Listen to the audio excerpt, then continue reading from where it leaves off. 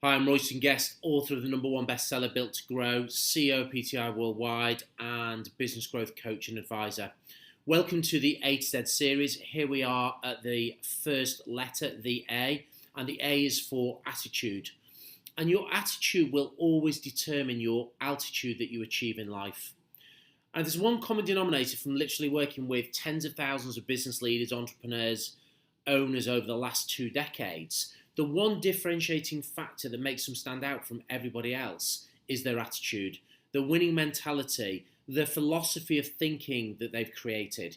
And high achievers don't leave their positive mindset to chance. Success is not an accident, and neither is creating, honing, polishing, and developing your winning mentality and your positive attitude and mindset that you have.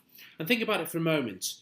There's an article created recently, it was called the Happiness article. It's by one of the major tabloid newspapers in the UK. And it talked about that over 99% of the thoughts that we have, our instant default mode is to the negative. Now, why does that happen? Think about it in terms of everyday interaction that we have. What sells newspapers? Bad news. What do you see when you switch on the news? It's all things that are framed in the negative.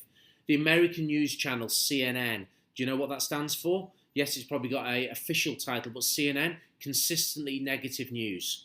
So the reality is simply this. The attitude determines your altitude in life. We've got to take ownership for developing, honing, protecting our winning mentality. It can't just be left to chance. And high achievers, they've got this filter that they're running, which they block out all the negative stuff, and they really get focused on how they set themselves up for success. Yes, the glass is half full, it's not half empty. They're always looking for the opportunity in the difficulty, not the difficulty in the opportunity. They don't see obstacles, they see them as stepping stones to success.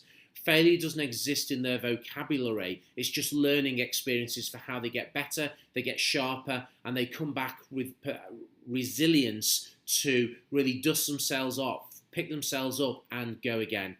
So I think the starting point of this whole question about attitude is, how would you define a positive attitude? What does a positive attitude mean to you? And for me, simply, a lot of people will say it's about the glass is half full, half empty, about how you look at things, and I buy into all those principles. However, the definition for me is simply this, that it's the way that you dedicate yourself to the way that you think. And that's the difference that high achievers do. They do it every single day. They've taken ownership for their own mindset. They've taken ownership for their own thinking.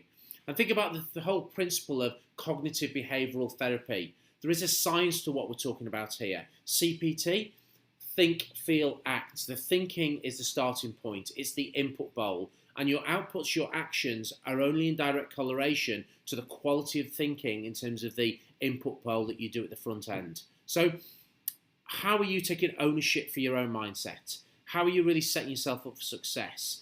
Are you just sleepwalking through life where you're just at the mercy and the whim of the news, the weather, negative people experiences? Or are you running your filter where you're starting to be really careful about what you let in and how you set yourself up for success? This is still one of the most powerful computers that was ever created, what I call our neck-top computer. My absolute goal for you in this the start of the series of the A to Z series of business growth, is about you setting yourself up with that mindset on the whole principle that we've talked about, that 80% of success is psychology, is the mindset piece, 20% is the skill. So here's 3 simple growth enablers just to get you thinking about this whole concept about attitude, about a positive mindset, about winning mentality. And the first mindset enabler is this: who you spend time with is who you become. And I definitely think, from my own personal perspective, the older that you get, you become more ruthless about who you spend time with in both your personal and your professional life.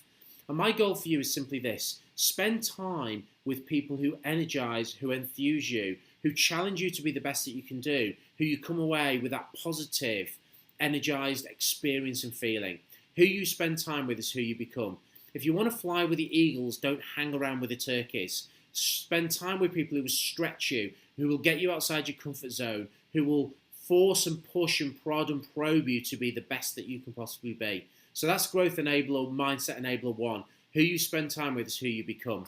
The second is simply this: there's no such thing as failures. High achievers, people who have achieved in life from all walks of life, They don't see it as failures. They're just stepping stones, platforms which allow them to progress towards their ultimate destination and goal of where they want to get to.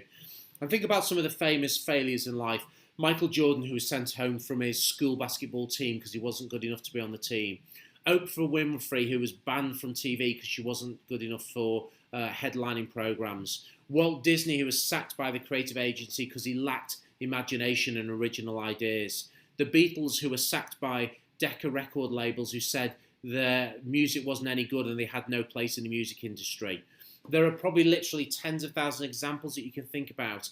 And it's about your mindset that you bring to the party when you think about there's no such thing as failures. They're just stepping stones to your ultimate success. And then finally, our growth enabler 3, which is make sure that you are running your filter. Make sure that you are blocking out all the negative stuff around you, and make sure that you are taking ownership for really developing that winning mentality.